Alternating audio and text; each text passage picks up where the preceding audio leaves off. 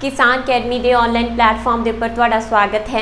जिवें कि तुहानूं पता ही है कि आपां पंजाब पुलिस कांस्टेबल का बैच स्टार्ट करन जा रहे हैं। जिहड़े बच्चे भी इंटरस्टिड ने, जिहड़े भी कांस्टेबल के पेपर की प्रैपरेशन करना चाहुंदे ने, वो साडे नाल उस बैच दे विच एनरोल हो सकते हैं, जिहदी प्रैपरेशन जो मतलब पूरा कोर्स आ तुहाडा साडी एक ऐप किसान अकैडमी की अपनी ऐप के उपर ही तुहानूं सारा कोर्स प्रोवाइड किया जाऊगा।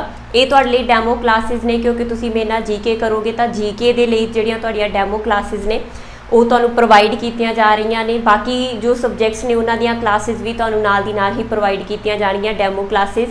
तां आपां स्टार्ट करदे हां।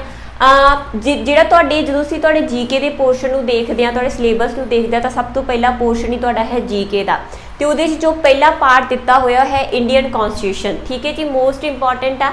ਅਗੇਨ ਇਹ ਸਿਰਫ ਪੰਜਾਬ ਪੁਲਿਸ ਦੇ ਲਈ ਨਹੀਂ, ਜਿੱਥੇ ਵੀ ਤੁਹਾਨੂੰ ਪੋਲਿਟੀ ਆਊਗੀ, ਜਿੱਥੇ ਵੀ ਤੁਹਾਨੂੰ ਪੋਲੀਟੀਕਲ ਆਊਗਾ, ਜਿਵੇਂ ਇੱਥੇ ਆਖਾਂ ਸੁਪਰਵਾਈਜ਼ਰ, ਤਾਂ ਇਹ ਸੁਪਰਵਾਈਜ਼ਰ ਦੇ ਪੇਪਰ ਲਈ ਵੀ ਡੈਮੋ ਕਲਾਸ ਹੋ ਸਕਦੀ ਹੈ, ਕਿਉਂਕਿ ਪੋਲਿਟੀ, ਹਿਸਟਰੀ, ਜੀਓਗ੍ਰਾਫੀ ਉਹਨਾਂ ਨੂੰ ਵੀ ਕਾਮਨ ਆ। ਠੀਕ ਹੈ, ਤਾਂ ਇੱਕ ਤਰੀਕੇ ਨਾਲ ਦੋਨਾਂ ਦੇ ਲਈ ਡੈਮੋ ਕਲਾਸਿਸ ਹੋ ਸਕਦੀਆਂ ਨੇ। ਜਿਹੜੇ ਬੱਚੇ ਵੀ सुपरवाइजर आंगनवाड़ी सुपरवाइजर की प्रैपरेशन कर रही ने, जिहड़ियां गर्ल्स वो भी इन्हां दे थ्रू बैच दे विच इनरोल हो सकदियां ने। ठीक है, जिहड़ा बैच क्योंकि सुपरवाइजर के लिए साडा एक अलग बैच बनूगा, पंजाब पुलिस कांस्टेबल के लिए अलग बैच बनूगा। ठीक है, कुछ टॉपिक्स अलग ने, तो दोनों जिहड़ियां क्लासिस ने उन्हां दे विच दोनों बैचेस दे विच अलग अलग ही करवाए जाणगे। ठीक है जी, क्लीयर। तो जिहड़े इंडियन कॉन्स्टिट्यूशन असीं स्टार्ट करते हैं, साडे कोल इंडियन कॉन्स्टिट्यूशन के असीं संविधान की गल करते हैं, वैसे है कि ठीक है जे असीं आखीए तो असल दे विच एक लॉ आ।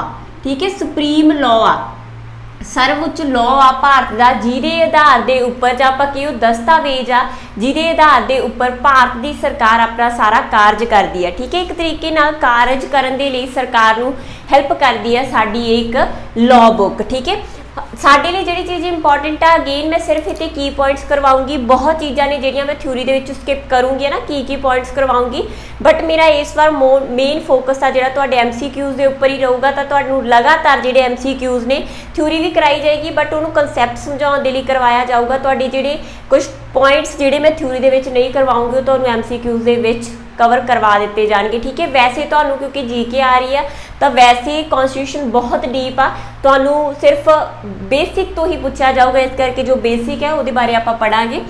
सब तो पहला जिहड़ी कॉन्स्टिट्यूशन असैंबली आ, क्योंकि संविधान बनाउण दे लई भारत दे विच एक कॉन्स्टिट्यूशन असैंबली संविधान सभा की स्थापना हुई सी। ठीक है, उस संविधान सभा की स्थापना का आधार किवें तैयार होया, पहलां तां असीं आखीए कि इहदी जिहड़ी मंग आ संविधान सभा होनी चाहिए है, इहदा आइडिया सी जिहड़ा 1924 ईस्वी दे विच ही स्वराज पार्टी ने देता सी। ठीक है जी, 1924 ईस्वी दे विच ही स्वराज पार्टी ने यह कहा सीगा कि भारत दे विच जिहड़ी आपदा संविधान होना चाहिए ते आपदी ही संविधान सभा होनी चाहिए है। तो उस तो बाद 1934 ईस्वी दे विच भी MN रॉय ने सेम आइडिया दिता कि जिहड़ा संविधान सभा हैगी वो भारत दे विच अपनी सैटअप होवे, तो ही भारत दे विच की तैयार करे भारत का संविधान। इस करके आख्या जाता कि जिहड़ा भारतीय संविधान असल दे विच, ठीक है, संसार का सब तो वड्डा लिखती संविधान। ठीक है, सब तो वड्डा लिखती संविधान आ जिहड़ा कि संसार का सब तो वड्डा लिखती संविधान जिन्होंने असीं आख सकते हैं, उन्होंने तैयार किने कीता हैगा, इत्थों दे ही लोकां ने। ठीक है, क्योंकि जिहड़ी संविधान सभा इत्थे सैटअप की गई सी, उस दे विच इत्थों दे जो लोग सीगे उन्हां दे मतलब एक पार्टिसिपेशन एक ग्रुप के द्वारा ही की गई सी। जे असीं आखीए तो जिहड़ी संविधान सभा सी, क्योंकि उस टाइम ते अंग्रेज़ों का रूल सी 1947 तक तो पहला ना अंग्रेज़ों का रूल सीगा, तो जिहड़ी अंग्रेज़ों के अंडर ही क्योंकि मंग कर रहे सीगे भारतीय लोक संविधान सभा की, तो इस करके एक कैबिनेट मिशन की स्थापना हुई। एक कैबिनेट मिशन आया, इस तो पहला क्रिप्स मिशन भी आया सी। क्रिप्स मिशन ने जो विचार दिते वो स्वीकार नहीं किए गए, तो उस तो बाद दोबारा जिहड़ा कैबिनेट मिशन 1946 ईस्वी दे विच भेजिया गया, जिहदे स्टैनफोर्ड, क्रिप्स, लॉर्ड पैंथरिक, लॉरेंस ते अलेक्जेंडर तीन जिहड़े व्यक्ति इहदे विच आए सी, जिन्हां ने जो संविधान सभा का जो स्वरूप दिता, उस स्वरूप नूं अडॉप्ट किया गया भारत दे विच। तां संविधान सभा बनाउण दे विच कैबिनेट मिशन का रोल आ जिहड़ा वो काफ़ी इंपॉर्टेंट आ। उस तो बाद जे असीं संविधान सभा क्योंकि बननी स्टार्ट हो गई, तो जो संविधान सभा की गल हुई, ये आख्या गया कि ये टोटल 399 मैंबर होने चाहिए, 389 मैंबर होने चाहिए, जिहदे विचों 292 ब्रिटिश होण, 4 ਆ ਜਿਹੜੇ 4 ਚੀਫ ਕਮਿਸ਼ਨਰ ਖੇਤਰਾਂ ਦੇ ਵਿੱਚੋਂ ਲਏ ਜਾਣ ਤੇ 93 ਦੇਸੀ ਰਿਆਸਤਾਂ ਦੇ ਜਿਹੜੇ ਪ੍ਰਤੀਨਿਧੀ ਆ ਉਹ ਇਹਦੇ 'ਚ ਹਿੱਸਾ ਲੈਣਗੇ। ਤਾਂ ਟੋਟਲ ਕਿੰਨੇ ਹੋ ਗਏ 399। ਪਰ ਬਾਅਦ ਦੇ ਵਿੱਚ ਸ਼ੁਰੂ ਦੇ ਵਿੱਚ ਤਾਂ 399 ਸੀ, ਠੀਕ ਹੈ। ਬਾਅਦ ਦੇ ਵਿੱਚ ਜਦੋਂ 1947 ਈਸਵੀ ਦੇ ਵਿੱਚ ਪਾਰਟੀਸ਼ਨ ਹੁੰਦੀ ਆ ਤਾਂ ਜਿਹੜੇ ਮੁਸਲਿਮ ਸੀਗੇ ਉਹ ਪਾਕਿਸਤਾਨ ਦੇ ਵਿੱਚ ਚਲੇ ਗਏ ਤੇ ਭਾਰਤੀ ਆ ਜਿਹੜੇ ਇੰਡੀਆ ਦੇ ਵਿੱਚ ਰਹਿ ਗਏ ਹਨਾ। ਤਾਂ ਉਦੋਂ ਜਿਹੜੀ ਗਿਣਤੀ ਆ ਕਿੰਨੀ ਰਹਿ ਗਈ ਜਦੋਂ ਆਜ਼ਾਦੀ ਮਿਲਦੀ ਆ ਭਾਰਤ ਨੂੰ 299, ਠੀਕ ਹੈ ਜੀ। ਤਾਂ ਪਾਰਟੀਸ਼ਨ ਦੇ ਸਮੇਂ 299 ਗਿਣਤੀ ਰਹਿ ਗਈ ਇਹਨਾਂ ਦੀ। ਉਸ ਤੋਂ ਪਹਿਲਾਂ ਕਿੰਨੀ ਸੀ 399। ਉਸ ਤੋਂ ਬਾਅਦ 9 ਕਿਉਂਕਿ ਇਸ ਡਿਊਰਿੰਗ ਹੀ ਆ ਜਿਹੜੀ 1946 ਈਸਵੀ ਦੇ ਵਿੱਚ ਹੀ ਸੰਵਿਧਾਨ ਸਭਾ ਦੀ ਕੀ ਹੋ ਜਾਂਦੀ ਆ ਸਥਾਪਨਾ, ਠੀਕ ਹੈ। 1946 ਦੇ ਵਿੱਚ ਕੀ ਹੋ ਜਾਂਦਾ ਸੰਵਿਧਾਨ ਸਭਾ ਦੀ ਸਥਾਪਨਾ ਕਰ ਦਿੱਤੀ ਜਾਂਦੀ ਆ। ਉਸ ਤੋਂ ਬਾਅਦ 9 ਦਸੰਬਰ ਨੂੰ ਪਹਿਲੀ ਮੀਟਿੰਗ ਸੰਵਿਧਾਨ ਸਭਾ ਦੀ ਪਹਿਲੀ ਫਰਸਟ ਮੀਟਿੰਗ ਹੁੰਦੀ ਆ ਜਿਹਨੂੰ ਐਡਰੈਸ ਕੌਣ ਕਰਦੇ ਹੈਗੇ ਆ JB कृपालनी, ठीक है। JP कृपालनी ने ਜਿਹੜੇ JP कृपालनी ਇਸ ਪਹਿਲੀ ਜੋ ਹੈ ਮੀਟਿੰਗ ਉਹਨੂੰ ਐਡਰੈਸ ਕਰਦੇ ਆ। ਤੇ ਇਸੇ ਟਾਈਮ ਤੇ ਜਿਹੜੇ ਅਸਥਾਈ ਪ੍ਰਧਾਨ ਟੈਂਪਰੇਰੀ ਪ੍ਰੈਜ਼ੀਡੈਂਟ ਚੁਣੇ ਜਾਂਦੇ ਨੇ ਉਹ ਕੌਣ ਨੇ ਸਚਿਦਾਨੰਦ सिन्हा। ये सारे क्वेश्चन पता नहीं किन्नी बार कॉम्पीटिटिव जिन्ने मैं करा रही हैं सिर्फ क्वेश्चन ने पता नहीं किन्नी बार कॉम्पीटिटिव एग्जाम्स के पूछे जा चुके हैं, ठीक है। तो अस्थाई प्रेजिडेंट कौन सी सचिदानंद सिन्हा।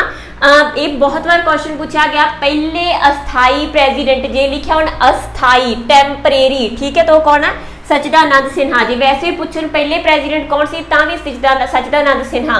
पर जे पूछने पहले स्थाई कौन सी मैं अगे जाके करवाऊंगी। पहले स्थाई कौन बने सी साडे डॉक्टर राजेंद्र प्रसाद, ठीक है। तो पर अस्थाई हुंदा जिहड़े बहुत थोड़े समय दे लई, ठीक है। एक चीज़ होर ध्यान दे विच रखियो कि जिहड़ी 9 दसंबर 1946 ਨੂੰ ਪਹਿਲੀ ਮੀਟਿੰਗ ਹੋਈ ਸੀ ਸੰਵਿਧਾਨ ਸਭਾ ਦੀ ਉਹਦਾ ਮੁਸਲਿਮ ਲੀਗ ਨੇ ਬਾਈਕਾਟ ਕਰਤਾ ਸੀ ਕਿਉਂਕਿ ਇਸ ਦੌਰਾਨ ਮੁਸਲਿਮ ਲੀਗ ਆਪਦੀ ਅਲੱਗ ਸੰਵਿਧਾਨ ਸਭਾ ਦੀ ਮੰਗ ਕਰ ਰਹੀ ਸੀ।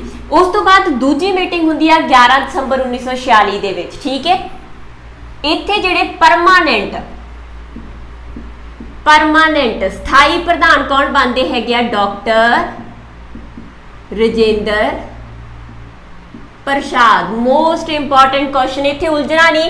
पहले अस्थाई जिहड़े 2-3 दिनों वास्ते ही बने सी कौन सी सचिदानंद सिन्हा। उस तो बाद इलैक्शन करवाए जाते हैं तो किहनूं अपॉइंट किया जाता है पहले प्रेजिडेंट डॉक्टर राजेंद्र प्रसाद नूं 11 दसंबर 1946 नूं, ठीक है जी। इस दौरान ही जिहड़े HC मुखर्जी ਤਾਂ SC ਮੁਖਰਜੀ ਨੂੰ ਕੀ ਚੁਣਿਆ ਜਾਂਦਾ ਹੈਗਾ ਸੰਵਿਧਾਨ ਸਭਾ ਦੇ ਵਾਈਸ ਚੇਅਰਮੈਨ ਤੇ ਲੀਗਲ ਐਡਵਾਈਜ਼ਰ ਕੌਣ ਚੁਣੇ ਜਾਂਦੇ ਨੇ BN ਰਾਓ, ठीक है। तो BN ਰਾਓ कौन सीगे कॉन्स्टिट्यूशन ਦੇ लीगल एडवाइजर यानी कि कानूनी सलाहकार। ये सारिया चीज़ां बड़ियां ही इंपॉर्टेंट ने, ठीक है जी। तो कानूनी सलाहकार कौन बने BN ਰਾਓ। उस तो बाद 13 दसंबर 1946 ਨੂੰ ਕੀ ਹੁੰਦਾ ऑब्जेक्टिव रेजोल्यूशन। ये भी बड़ा इंपॉर्टेंट आ किन्ना ने पेश किया सी ऑब्जेक्टिव रेजोल्यूशन ਨੂੰ जवाहर लाल नेहरू जी ने। जवाहर लाल नेहरू भारत के पहले PM है ना। जिहड़े प्रेजिडेंट सी कौन सी भारत के पहले राजेंद्र प्रसाद। डॉक्टर जिहड़े पंडित जवाहर लाल नेहरू जी सी उन्होंने 13 दसंबर 1946 ਨੂੰ ऑब्जेक्टिव रेजोल्यूशन आ जिहड़ा संविधान सभा दे विच पेश किया। ये असल दे विच की आ प्रस्तावना जिन्हों असीं अगे जाके प्रस्तावना के तौर पर अडॉप्ट किया। जिहड़ी अज संविधान की प्रस्तावना हैगी असल दे विच आह सी, ठीक है। ऑब्जेक्टिव रेजोल्यूशन प्रस्तावना किवें दा कॉन्स्टिट्यूशन होना चाहिए एक आउटलाइन आ जिहड़ी जवाहर लाल नेहरू जी ने 13 दसंबर 1946 ਨੂੰ पेश की। तो इनू आ जिहड़ा प्रस्तावना के तौर पर 22 जनवरी 1946 ਨੂੰ की कर लिया गया अडॉप्ट। इस जिहड़े जो resolution objective resolution Jawahar Lal Nehru ने पाया सी पेश किया सी उन्होंने कदों अडॉप्ट कर लिया गया स्वीकार कर लिया गया 22 जनवरी 1946। बाद 22 जुलाई 1947 ਨੂੰ ਸਾਡਾ जो राष्ट्रीय झंडा, ठीक है, नैशनल राष्ट्रीय ध्वज नैशनल फ्लैग भारत का जिहड़ा नैशनल फ्लैग है उन्होंने 22 जुलाई 1947 ਨੂੰ कॉन्स्टिट्यूशन असैंबली ने अडॉप्ट किया। 15 अगस्त 1947 ਨੂੰ ਸਾਡਾ देश आज़ाद हो गया, ठीक है। देश आज़ाद हो गया तो जिहड़े साडे 399 मैंबर सी संविधान सभा के किन्ने रह गए 299। दो हिस्सों के भारत की डिवाइडेशन होगी, ठीक है। कुछ हिस्सा सी जिहड़ा किधर चला गया पाकिस्तान दे विच ते कुछ हिस्सा किहदे च रख दिता गया भारत दे विच। उस तो बाद 29 अगस्त 1947 ਨੂੰ मोस्ट इंपॉर्टेंट चीज़ ड्राफ्टिंग कमेटी खरड़ा खरड़ा समिति जिन्होंने आखदे आ पंजाबी दे विच खरड़ा समिति स्थापित की गई की पर कौन सी ये हैड कौन सी most important question doctor Ambedkar doctor B N Ambedkar ठीक है जी भीमराव अंबेडकर डॉक्टर भीमराव अंबेडकर सी जिहड़े ड्राफ्टिंग कमेटी दे प्रधान बने ते इन्हां दे नाल ही जिहड़े 6 होर मैंबर भी इस कमेटी दे विच शामिल सीगे मतलब टोटल 7 हो गए। उस तो बाद 26 नवंबर 1947 नूं जिहड़ा पूरा संविधान सीगा उहनूं की कर लिता गया उहनूं ਆਪਾਂ ਕੀ ਅਡਾਪਟ ਕਰ ਲਿਆ। ਜੇ ਤੁਹਾਡੇ ਤੋਂ ਕੁਐਸਚਨ ਪੁੱਛਣ ਕਿ ਉਹਨੂੰ ਅਡਾਪਟ ਕਦੋਂ ਕੀਤਾ ਸੰਵਿਧਾਨ ਨੂੰ ਸਵੀਕਾਰ ਕਦੋਂ ਕੀਤਾ ਬਣ ਚੁੱਕਿਆ ਸੰਵਿਧਾਨ ਇੱਥੇ 26 ਨਵੰਬਰ 1949 ਨੂੰ 26 ਨਵੰਬਰ 1949 ਨੂੰ ਬਣ ਚੁੱਕਾ ਸੀ ਸਭ ਕੁਝ ਹੋ ਗਿਆ ਸੀ ਪਰ ਇਹਨੂੰ ਇਸ ਦਿਨ ਲਾਗੂ ਨਹੀਂ ਕੀਤਾ ਗਿਆ। ਕਿਉਂ ਨਹੀਂ ਕੀਤਾ ਗਿਆ ਕਿਉਂ ਲਾਗੂ ਕੀਤਾ ਗਿਆ 26 ਜਨਵਰੀ 1950 ਨੂੰ ਇਹਨੂੰ ਲਾਗੂ ਕੀਤਾ ਗਿਆ ਰੀਜ਼ਨ ਕੀ ਸੀਗਾ ਉਹ ਇੱਥੇ ਆ ਕੇ ਦੱਸੂਗੀ ਠੀਕ ਹੈ। ਤਾਂ ਬਸ 26 ਨਵੰਬਰ ਜੇ ਕੁਐਸਚਨ ਪੁੱਛਣੇ ਇੱਥੇ ਬਹੁਤ ਬੱਚੇ ਕਨਫਿਊਜ਼ ਹੋ ਜਾਂਦੇ ਨੇ ਜੇ ਕੁਐਸਚਨ ਪੁੱਛਿਆ ਜਾਵੇ कि भारतीय संविधान कदों अडॉप्ट किया गया तो तुहाडा आंसर होगा 26 नवंबर 1949 मोस्ट इंपॉर्टेंट डेट ठीक है 26 नवंबर 1949 पर जे कहण कदों लागू होया तो लागू होया साडा 26 जनवरी 1950 ठीक है। उस तो बाद 24 जनवरी 1950 नूं जिहड़ी लास्ट मीटिंग हुंदी आ आखिरी मीटिंग कदों हुंदी आ लास्ट मीटिंग 24 जनवरी 1950 नूं ते इसे दिन ही जिहड़ा साडा नैशनल सॉन्ग आ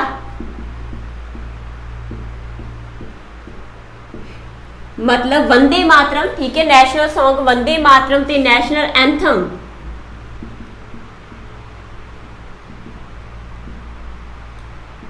जनगण मन ठीक है नैशनल एंथम जनगण मन जिन्हों किने बनाया सीगा आर.बी. टैगोर ने रविंद्रनाथ टैगोर ने ते नैशनल सॉन्ग सी जिहड़ा साडा वंदे मातरम बंकिम चंद्र चैटर्जी ने जिन्हों बनाया। तो ये जिहड़े दोनों सॉन्ग ते साडा नैशनल एंथम दोनों नूं भारती असैंबली दे द्वारा भारती जो संविधान सभा असैंबली उहदे द्वारा कदों अडॉप्ट किया गया 24 जनवरी 1950 नूं ते जो आखिरी संविधान साडे कोल इस दिन मौजूद सीगा उहदे विच टोटल की अनुच्छेद जिन्हों असीं आर्टिकल आखदे आ सीगे ठीक है 22 इहदे भाग सी 22 भाग जानी कि जिन्हों हुण असीं आखदे आ पार्ट्स ठीक है ते 8 सी जिहड़ियां इहदे च अनुसूचियां जानी कि शेड्यूल ठीक है। जे पुछन के जो संविधान बनिया सी उदों किन्ने सीगे 385 22 8 हुण आ जिहड़े किन्ने हो चुके आ 470 अनुच्छेद आ 25 भाग आ ते 12 अनुसूचियां एट प्रेजेंट ठीक है क्लीयर है। जो बनिया सी साडे कोल उस टाइम ते इन्ना कुछ इहदे शामिल सी बाद 26 जनवरी में पहला ही क्या कि इत्थे बन चुकिया सब कुछ हो चुकिया सिर्फ 26 जनवरी 1950 नूं लागू किया क्यों किया इन्ने दिन क्यों वेट की गई क्योंकि 1929 ठीक है 1929 दे विच की होया लाहौर अधिवेशन जवाहरलाल नेहरू जी की प्रधानगी दे विच ते जिहड़ा 31 दिसंबर 1929 नूं सीगा जिहड़ा झंडा लहराया गया रावी नदी के उपर तो उस तो बाद 26 जनवरी 1930 नूं ठीक है जी 26 जनवरी 1930 नूं पहला जिहड़ा स्वतंत्रता डे ठीक है फर्स्ट इंडिपेंडेंस डे डिक्लेयर किया गया जिहड़ा साडा स्वतंत्रता दिवस डिक्लेयर किया गया सी 26 जनवरी नूं ते इस 26 जनवरी नूं याद रखण वास्ते ही 26 जनवरी 1950 नूं जिहड़ा साडा संविधान लागू ठीक है जे ऑप्शन दे विच होया इंप्लीमेंट तो इंप्लीमेंट का मतलब की आ तो इंप्लीमेंट कदों होया साडा संविधान 26 जनवरी 1950 नूं किन्ने साल लगे इहनूं बनन दे विच 2 साल 11 महीने ते 18 दिन का कुल समा लगा इहनूं बनन दे विच टोटल 114 जिहड़ियां बहस होईयां ते 6.4 मिलियन के लगभग आ जिहड़ा इहदे उपर खर्चा किया गया ते अल्टीमेटली जो संविधान साडे कोल इस टाइम है जिहदे अकॉर्डिंग पूरी जिहड़ी सरकार आ पूरा भारत एक तरीके नाल काम कर रहा तो वो किहदे करके इस संविधान दे करके अगे असीं इहदे च पढ़ांगे इहदी हिस्टरी की आ क्योंकि जिहड़ा संविधान बनिया इहनूं बनना बेशक 1946 दे विच शुरू हो गया सी पर इहदे पिछे मैं अगेन क्योंकि इस तो पहला साडे कोल की सीगा British government India they which rule कर रही सी तो उन्हां दे अंडर डेफिनेटली कोई छोटिया छोटिया चीज़ां होईयां होणगियां कि भारतीय संविधान आ जिहड़ा वो अपना जिहड़ा आखिरी रूप लैके गया ठीक है। तो उन्हां बारे मैं अगे जो भी करवाऊंगी बहुत ब्रीफ दे विच कराऊंगी जिन्ना मैनूं तुहाडे लई लगदा कि इंपॉर्टेंट है।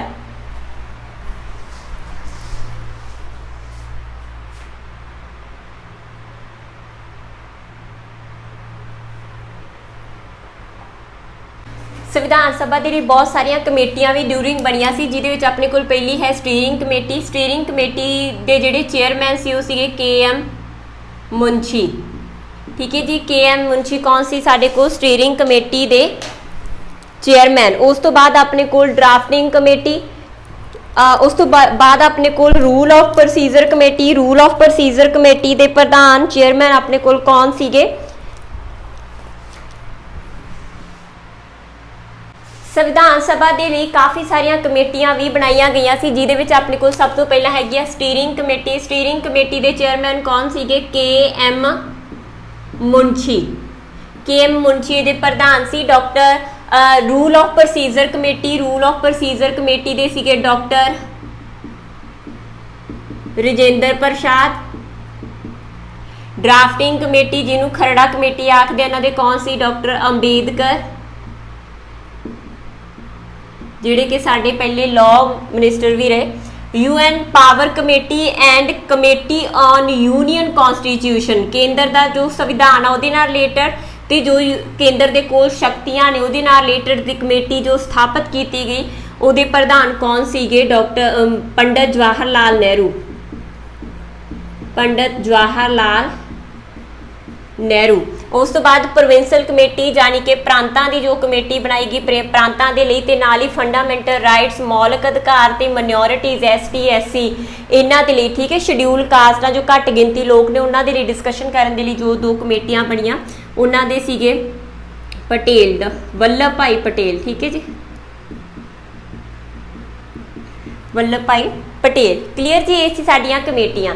मैं क्या सीगा कि असीं पिछोकड़ बारे भी डिस्कस करांगे। तो देखो जो इतिहासिक पिछोकड़, क्योंकि संविधान साडा कमेटी कदों बनी आ, संविधान सभा के लिए संविधान सभा कदों सैटअप हुई 1946 दे विच, पर पिछों ही जिहड़ा जो साडा अज संविधान आ उहदियां बहुत गल्लां असीं पिछों ही चुकी आ। ठीक है, इन्हां चीज़ां तो ही सानूं लगा कि सानूं संविधान होना चाहिए ते इस तरीके का संविधान होवे, इस तरीके की संविधान सभा होवे। तो साडे लई जिहड़ा 1973 दे विच किहड़ा एक कानून मतलब एक्ट बनाया गया, वो सीगा रेगूलेटिंग एक्ट। ठीक है जी, जिहदे च गवर्नर जनरल बंगाल, क्योंकि जदों बक्सर की लड़ाई होंदी है तो उस तो बाद उहदे च क्लाइव का रोल बड़ा इंपॉर्टेंट रहा, तो क्लाइव ने जो बंगाल के उपर अधिकार किया तो नाल ही उत्थे आपदे आप नूं की डिक्लेयर करता?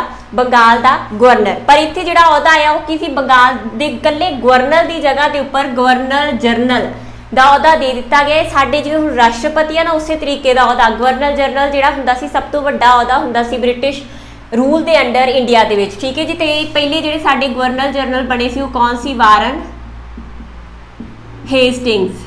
उस तो बाद 1774 दे विच सुप्रीम कोर्ट, रेगूलेटिंग एक्ट कदों बनया? 1773। 1774 दे विच सुप्रीम कोर्ट स्थापित की गई, कित्थे? कलकत्ता दे विच। इम्पे सीगे जिहड़े इहदे पहले मतलब chief justice sir Elijah Impey. ठीक है, बोर्ड ऑफ डायरैक्टर भी ये स्थापित किया गया। Board of director, board of director की स्थापना ये अंडर की गई। ठीक है जी, उस तो बाद पिट्स इंडिया एक्ट आ गया। पिट्स इंडिया एक्ट कदों आया? 1784 ईस्वी दे विच, जिहदे च डायरकी सिस्टम नूं इंट्रोड्यूस किया गया, दोहरा शासन प्रबंध, जिहदे च दो चीज़ों के विच पूरा इन्हां ने राज प्रबंध वंडता कि इहदे च एक तां बोर्ड डायरैक्टर मतलब बोर्ड ऑफ डायरैक्टर जिहदी कि इत्थे स्थापना हो चुकी सी, उहनूं सिर्फ वपारक खेतर दिता गया, ਵਪਾਰ ਦੇ ਨਾਲ ਰਿਲੇਟਡ ਇਹਨੇ फैसले ਲੈਣੇ ਸੀ। ਇੱਥੇ ਧਿਆਨ 'ਚ ਰੱਖਿਓ ਕਿ ਇੱਥੇ ਸਾਡੇ ਕੋਲ ਈਸਟ ਇੰਡੀਆ ਕੰਪਨੀ ਆ, ਸਾਰਾ ਜਿਹੜਾ ਸਿਸਟਮ ਹੈਗਾ ਜ਼ਿਆਦਾਤਰ ਈਸਟ ਇੰਡੀਆ ਕੰਪਨੀ ਦੇ ਅੰਡਰ ਹੀ ਚੱਲ ਰਿਹਾ ਤੇ ਬੋਰਡ ਆਫ ਕੰਟਰੋਲ ਜਿਹੜਾ ਹੈਗਾ ਉਹ ਬੋਰਡ ਆਫ ਕੰਟਰੋਲ ਨੂੰ ਕਿਹੜਾ ਕੰਮ ਦੇ ਦਿੱਤਾ ਗਿਆ? ਰਾਜਨੀਤਿਕ ਕੰਮ। ਠੀਕ ਹੈ, ਤੇ ਇੱਥੇ ਮਤਲਬ ਈਸਟ ਇੰਡੀਆ ਕੰਪਨੀ ਇੱਕ ਤਰੀਕੇ ਨਾਲ ਅਸੀਂ ਆਖੇ ਬੋਰਡ ਆਫ ਡਾਇਰੈਕਟਰਸ ਨੇ ਜਿਹੜੇ ਉਹਨਾਂ ਕੋਲ ਕੀ ਆ ਗਿਆ? ਵਪਾਰਕ ਕੰਮ ਦੇ ਦਿੱਤਾ ਗਿਆ ਤੇ ਬੋਰਡ ਆਫ ਕੰਟਰੋਲ ਨੂੰ ਸਾਰੇ ਰਾਜਨੀਤਿਕ ਮੁੱਦੇ ਸੌਂਪ ਦਿੱਤੇ ਗਏ। ਚਾਰਟਰ ਐਕਟ 1833 ਈਸਵੀ ਦੇ ਵਿੱਚ ਜਿਹੜਾ गवर्नर जनरल सी बंगाल का, ठीक है, आप क्या इतने गवर्नर जनरल ऑफ बंगाल का वह नियुक्त किया गया।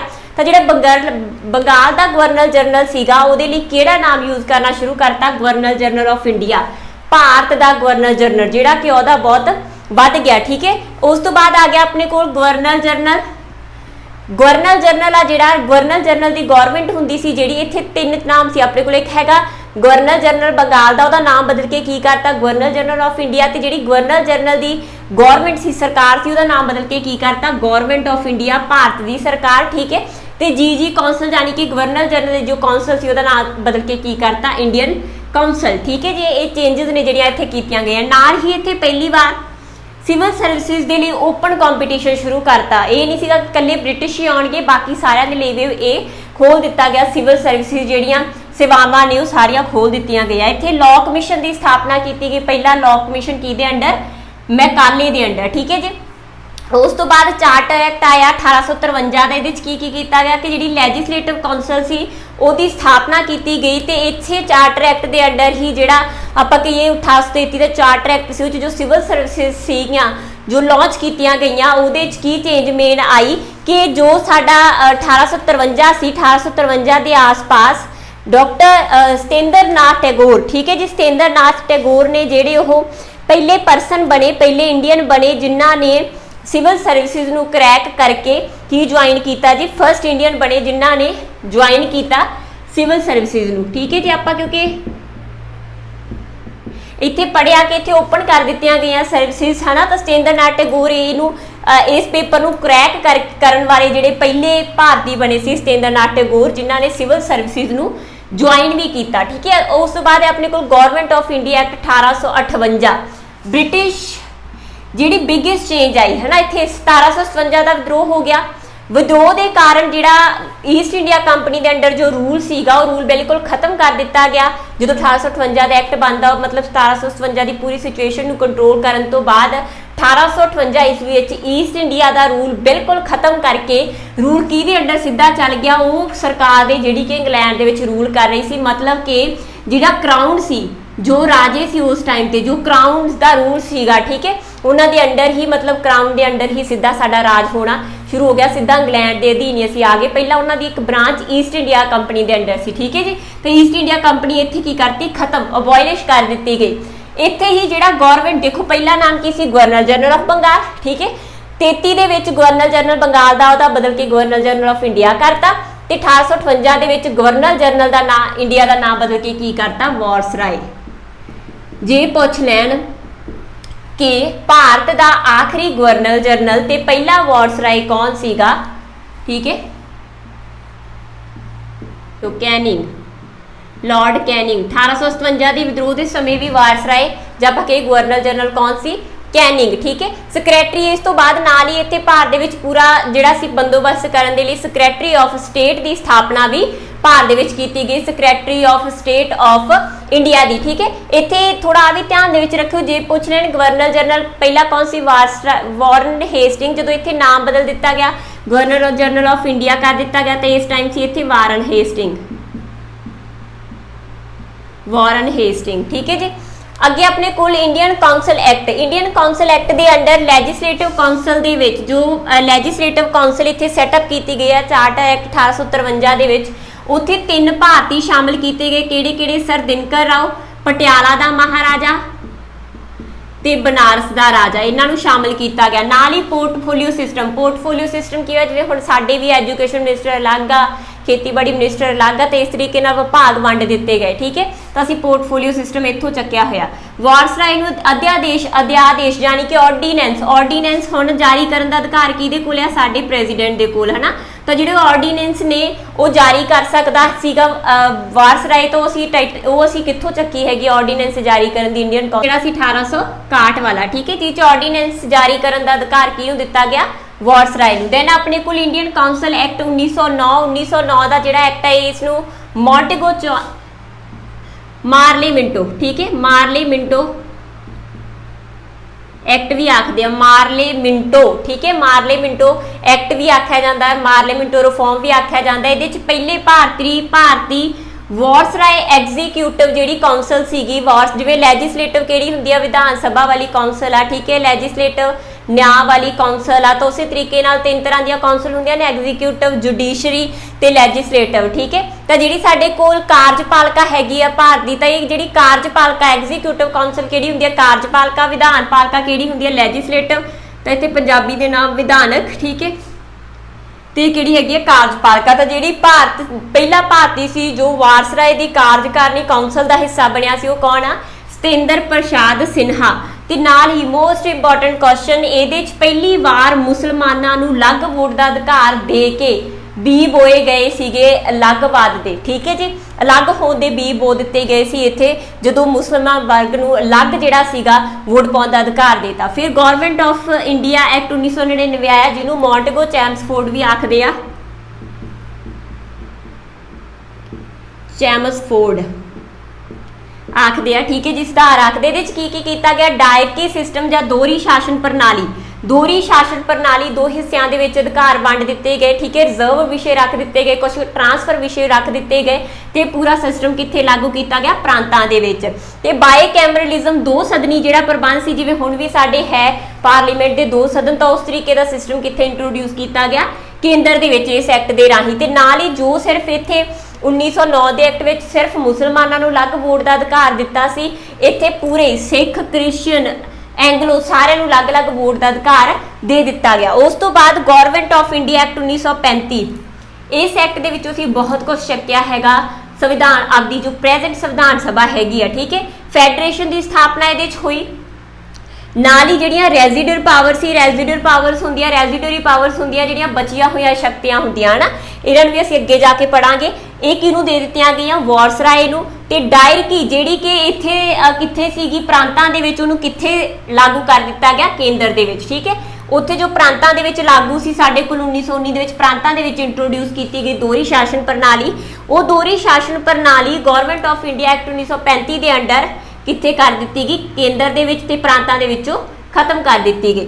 ਉਸ ਤੋਂ ਬਾਅਦ ਆਖਰੀ ਐਕਟ ਪਾਸ ਹੋਇਆ, ਇੰਡੀਅਨ ਇੰਡੀਪੈਂਡੈਂਸ ਐਕਟ 1947, ਜਿਹਦੇ ਰਾਹੀਂ 15 ਅਗਸਤ 1947 ਨੂੰ ਸਾਡਾ ਦੇਸ਼ ਆਜ਼ਾਦ ਹੋ ਗਿਆ, ਠੀਕ ਹੈ। ਉਸ ਤੋਂ ਪਹਿਲਾਂ ਹੀ ਸਾਡੀ ਸੰਵਿਧਾਨ ਸਭਾ ਦੀ ਸਥਾਪਨਾ ਹੋ ਚੁੱਕੀ ਸੀ 1946 ਦੇ ਵਿੱਚ, ਤੇ ਚੱਲਦੇ 1950 ਦੇ ਵਿੱਚ ਅਸੀਂ ਬਹੁਤ ਸਾਰੀਆਂ ਚੀਜ਼ਾਂ ਜਦੋਂ ਸੰਵਿਧਾਨ ਨੂੰ ਅਡਾਪਟ ਕੀਤਾ, ਤਾਂ ਬਹੁਤ ਸਾਰੀਆਂ ਚੀਜ਼ਾਂ ਇਸ ਦੇ ਵਿੱਚੋਂ ਵੀ ਚੱਕੀਆਂ। ਜੋ ਪੁਰਾਣਾ ਜੋ ਸਾਡਾ ਜੋ ਗਵਰਨਮੈਂਟ ਇੱਥੇ ਰਾਜ ਕਰਕੇ ਗਈ ਸੀ, ਉਹਨਾਂ ਤੁਸੀਂ ਬੜੇ ਆਈਡੀਆਜ਼ ਲਏ ਆਪਦੇ ਸੰਵਿਧਾਨ ਸਭਾ ਦੇ ਲਈ, ਠੀਕ ਹੈ ਜੀ। ਤਾਂ ਇਹਦੇ ਨਾਲ ਰਿਲੇਟਡ MCQs ਕਿਵੇਂ ਦੇ ਆਉਣਗੇ, ਉਹਦੀ ਕਲਾਸ ਵੀ ਤੁਹਾਨੂੰ ਜਲਦੀ ਡੈਮੋ ਕਲਾਸ ਪ੍ਰੋਵਾਈਡ ਕੀਤੀ ਜਾਊਗੀ। Thank you so much. ਜੇ ਤੁਹਾਨੂੰ ਸਾਡੀਆਂ ਕਲਾਸਿਸ ਪਸੰਦ ਆ ਰਹੀਆਂ ਨੇ ਤਾਂ ਵੱਧ ਤੋਂ ਵੱਧ ਇਸ ਚੈਨਲ ਨੂੰ ਸ਼ੇਅਰ ਕਰੋ, ਸਬਸਕ੍ਰਾਈਬ ਕਰੋ। ਜਿਹੜੇ ਬੱਚੇ ਪੇਡ ਕੋਰਸ ਲੈਣਾ ਚਾਹੁੰਦੇ ਨੇ, ਉਹ ਸਾਡੀ ਐਪ ਜੋ ਕਿ ਡਿਸਕ੍ਰਿਪਸ਼ਨ ਬਾਕਸ ਦੇ ਵਿੱਚ ਤੁਹਾਨੂੰ ਦਿੱਤੀ ਜਾਊਗੀ, ਉਸ ਐਪ ਨੂੰ ਡਾਊਨਲੋਡ ਕਰਕੇ ਉੱਥੇ ਡੈਮੋ ਕਲਾਸਿਸ ਦੇਖ ਕੇ ਜਿਹੜਾ ਹੈਗਾ ਕੋਰਸ ਲੈ ਸਕਦੇ ਹੋ Punjab police constable the. Thank you so much.